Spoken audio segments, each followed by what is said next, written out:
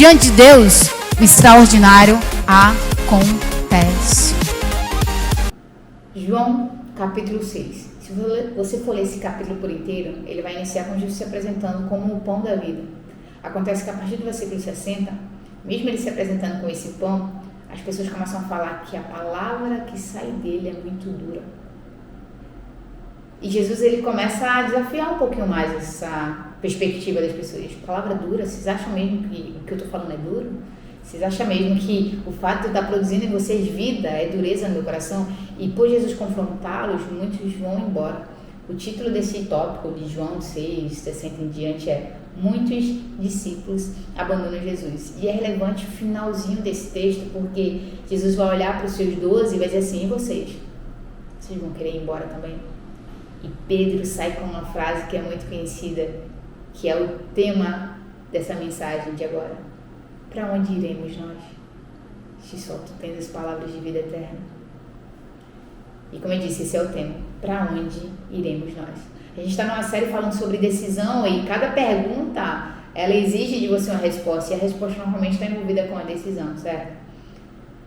Se Jesus estivesse aqui, conversando com você assim como ele estava conversando com aqueles apóstolos, assim como eu estou falando com você agora, e ele te perguntasse sobre algo parecido, na hora da dor, na hora que aperta, na hora que a palavra é dura, na hora que eu falar o que você não quer ouvir, na hora que eu dizer uma verdade que seja um tanto quanto conveniente para você, na hora que eu vou discipulando você, tratando você, curando você, e que doer, para onde você vai? O que você responderia para Jesus? Já parou para pensar nisso? Esses dias eu parei para pensar nisso, é por isso que essa mensagem veio, porque eu estava lendo 1 Reis capítulo 19, eu estava lendo Elias e eu pensei em Jesus. Tudo no final aponta para Cristo, né? E no capítulo 19 de Reis, a gente vê o profeta Elias entrando num quadro meio que depressivo. Não sei se você já se posicionou nesse lugar, não sei se você já passou por isso, mas lendo o texto você entende mais ou menos o que Elias estava sentindo.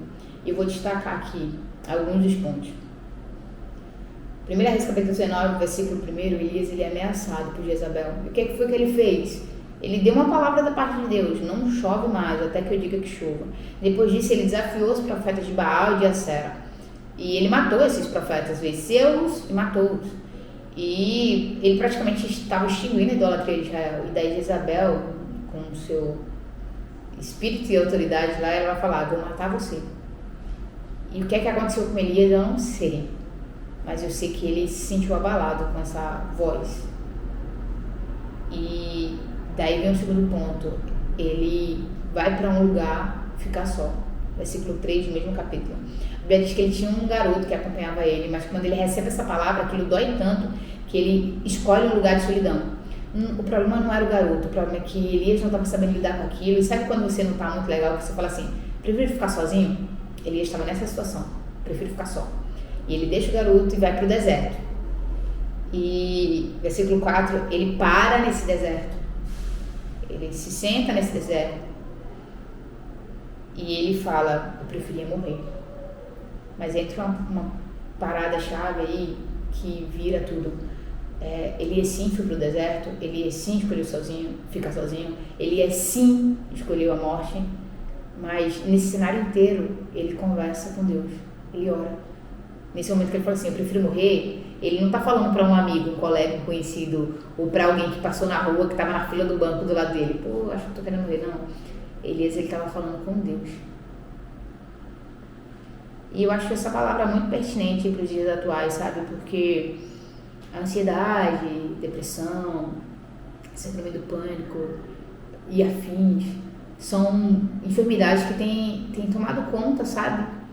De um número significativo de pessoas. E assim como eu não sei o porquê de Elias ter se encontrado nesse quadro, eu não sei porquê que essa doença, a doença na alma, tem atingido tantas pessoas, sabe?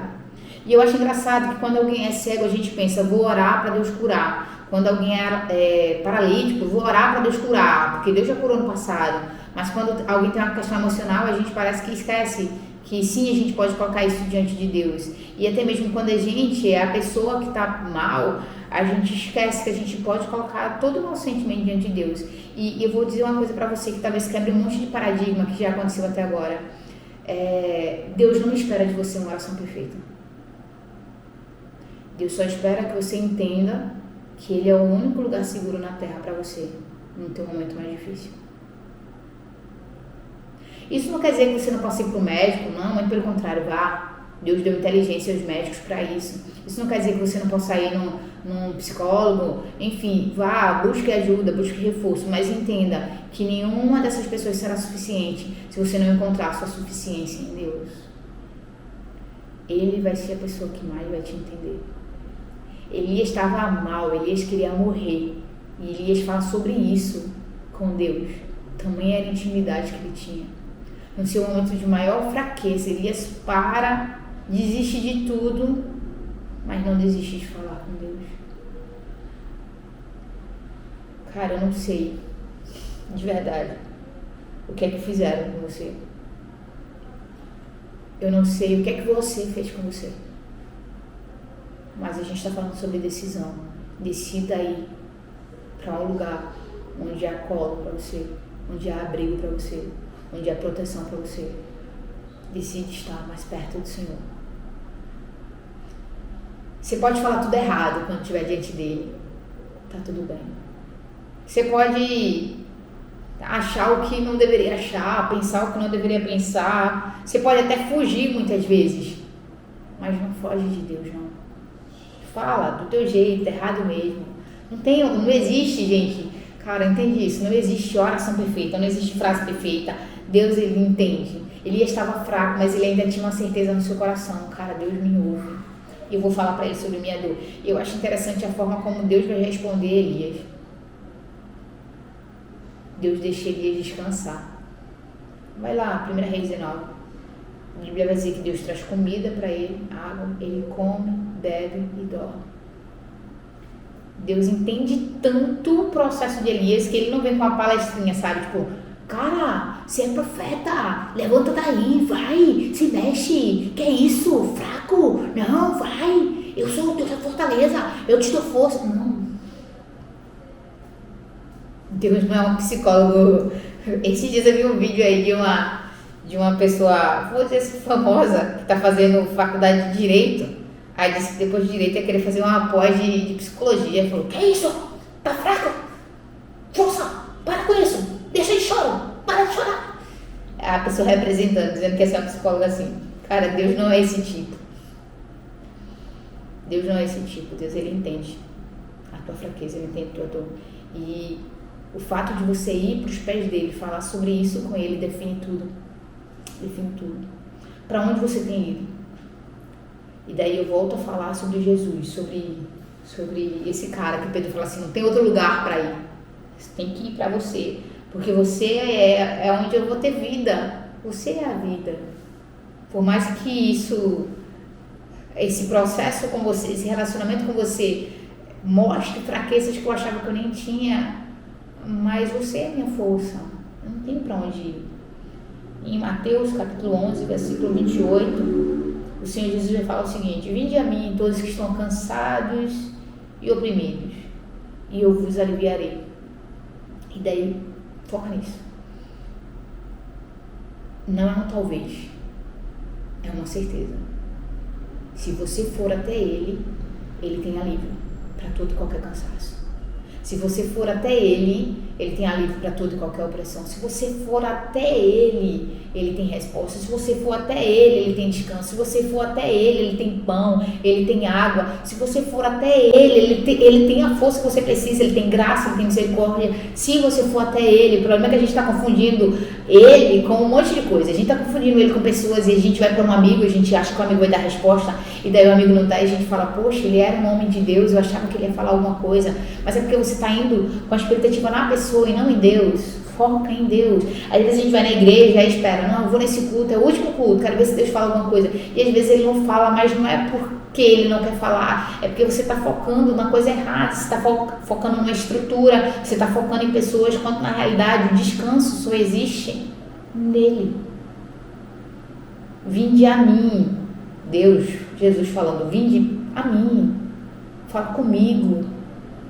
Se você está cansado, fala comigo. Se você está oprimido, fala comigo. Se você está feliz, fala comigo. Deus quer relacionamento, o Senhor, Ele quer relacionamento o tempo inteiro. Então fala comigo. Há alívio em Deus, há descanso em Deus. Mas tudo isso passa por uma decisão. Eu costumo sempre falar isso.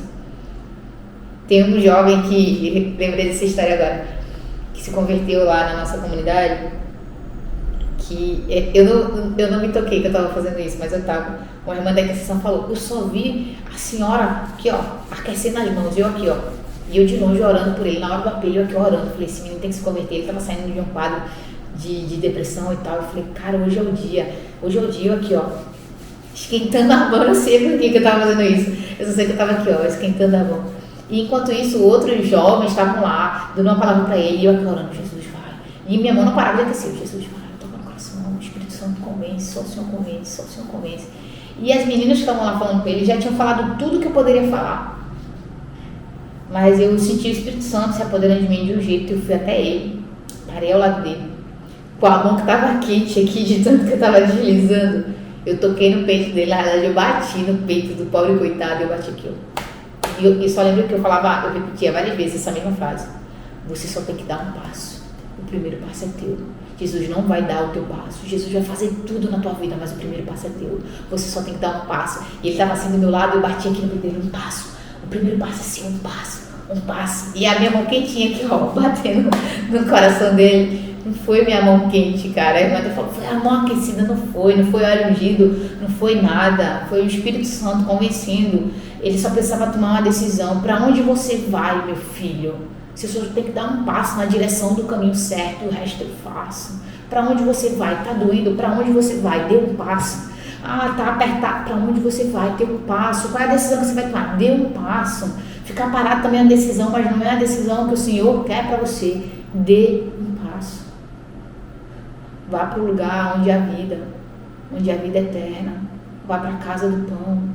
Se encontre com o teu pai. Fala para o teu pai o que é que está doendo. Fala para o teu pai o que é que está machucando. Fala para o teu pai o que é que está te oprimindo. Fala com o teu pai. Fica com isso na tua mente, sabe? Fica com isso no teu coração.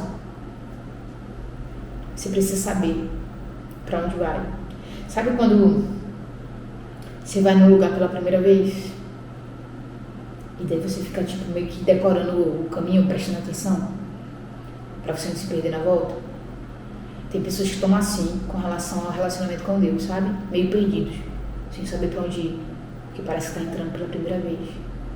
Mas alguém que tem relacionamento com o Pai entra e sai de olhos fechados até, porque ele conhece o local, ele conhece aquele lugar. Esse lugar é a presença. Esse lugar é a presença.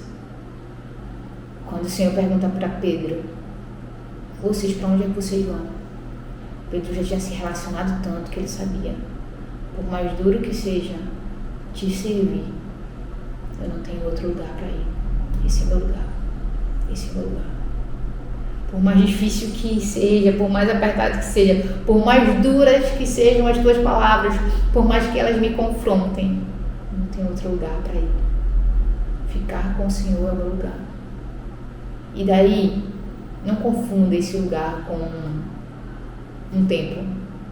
Não confunda esse lugar com um cômodo da tua casa. Não confunda esse lugar com o tapete que fica do lado da tua cama, onde você dobra os seus joelhos toda noite. Não materialize a presença. Esse lugar, tem até uma canção que fala isso, esse lugar é no Senhor. É um lugar onde o mundo não me contamina, é um lugar onde a minha fé é fortalecida. Esse lugar é no Senhor. Então, ainda que você não tenha na sua casa um espaço, um quarto, um lugar, quarto de guerra, né? Tá tudo bem. Desde que você tenha o teu encontro com o Senhor. Ainda que você não tenha, sei lá, liberdade, você não se sinta confortável de numa comunidade, numa igreja, você levantar suas mãos e adorar, você ajoelhar, não sei qual é a tua situação. Mas acima de qualquer coisa, e entenda, deixar isso muito bem claro aqui, não estou te falando para não adorar em comunidade, não estou te falando que é errado você separar um lugar para adorar a Deus na tua casa, não. Mas é porque não é o lugar que vai te fazer sentir a presença de Deus, é o Espírito Santo, é a sinceridade do teu coração dando o primeiro passo para que o Espírito Santo flua na parte que é dele, sabe?